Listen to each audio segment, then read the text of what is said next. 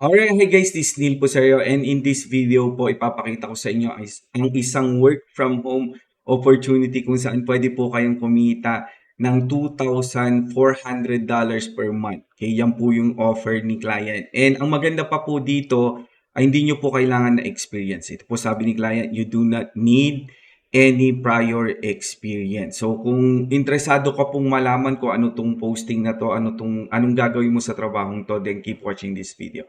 Right? Alright, para po dun sa mga interesado, kung gusto nilang makita po itong job posting na ito, punta lang po tayo sa onlinejobsph.ph, okay? And hanapin lang po natin itong e-commerce virtual assistant and makikita na po natin posting.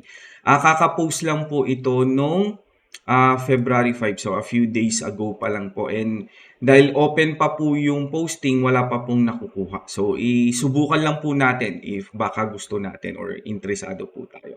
Anyways, ano bang yung hinahanap ni client? So, from the job title, ang hinahanap po ni client is e-commerce virtual assistant. So, if may knowledge ka about e-commerce, hindi po kailangan na experience ha, knowledge po. Kung may knowledge ka about e-commerce, if may knowledge ka about Amazon, about Etsy, about eBay, about ano pa ba? Shopify, kahit about Lazada Lazada and Shopee, pag may experience ka doon or hindi naman experience, knowledge ang kulit mo talaga, Neil, hindi nga kailangan experience. Okay, so kung may knowledge ka sa kahit na anong e-commerce, okay, kahit na anong e-commerce, try mo pong mag-apply dito. Okay, so wala naman pong mawawala pag nag-apply ka, di ba? So, anyways, compute po natin kung magkano yung pwede mong kitain para sabay-sabay po tayong magulat. Times 55. Wow! 132,000 pesos po ang offer ni client. And again, napakaganda po ng offer dahil hindi mo po kailangan ng prior experience. Pero syempre, kailangan may at least knowledge ka po para makasagot ka during the interview. Okay? Para po dun sa mag-a-apply, ang advice ko po sa inyo, if wala pa po talaga kayong experience na masasabi kay client, gandahan nyo na lang po yung resume ninyo. Okay? Yung resume nyo po, ilagay nyo po doon, mag-focus po kayo sa mga qualities, mga traits nyo po, mga magagandang traits nyo bilang virtual assistant or aspiring virtual assistant. Halimbawa, sabihin nyo po, I'm very hardworking, mga ganun. I love meeting the deadlines, mga ganun. I work independently, I work well without supervision, I work well under pressure, mga ganun. Okay, so maglagay po kayo ng lahat ng magagandang qualities and traits nyo po. And gandahan nyo na rin po syempre yung profile picture nyo. Dapat hanggat maaari malinaw na malinaw yung mukha nyo po, and kung pwede nakangiti ng konti. Hindi naman po kailangan formal, basta mag-polo shirt po kayo or sa mga babae po mag-dress po. And syempre mag-makeup na rin po ng konti para very, very presentable. Kasi syempre, pag maayos po yung mukha natin, or I mean yung itsura po natin, syempre mas kaaya-aya pong basahin ni client yung ating resume, di ba?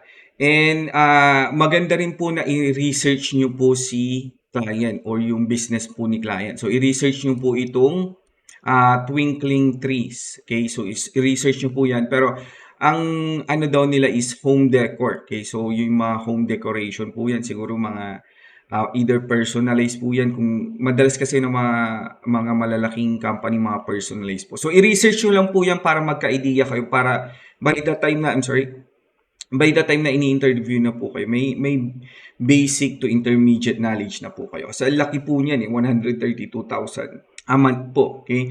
And ito pa po, sobrang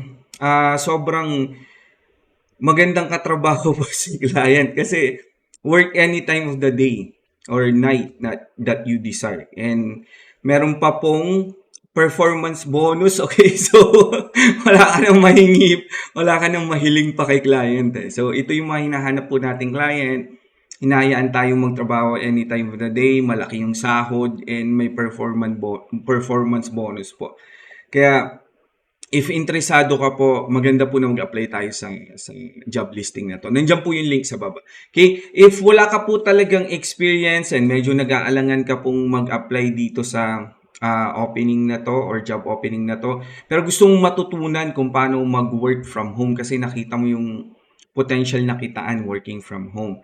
Okay, so gumawa po ako ng course, okay? Gumawa po ako ng course. Tingnan lang po natin yung course natin ng konti. Ang pangalan po niyan is Etsy VA Masterclass. So basically po, tuturuan po kita kung paano maging Etsy VA.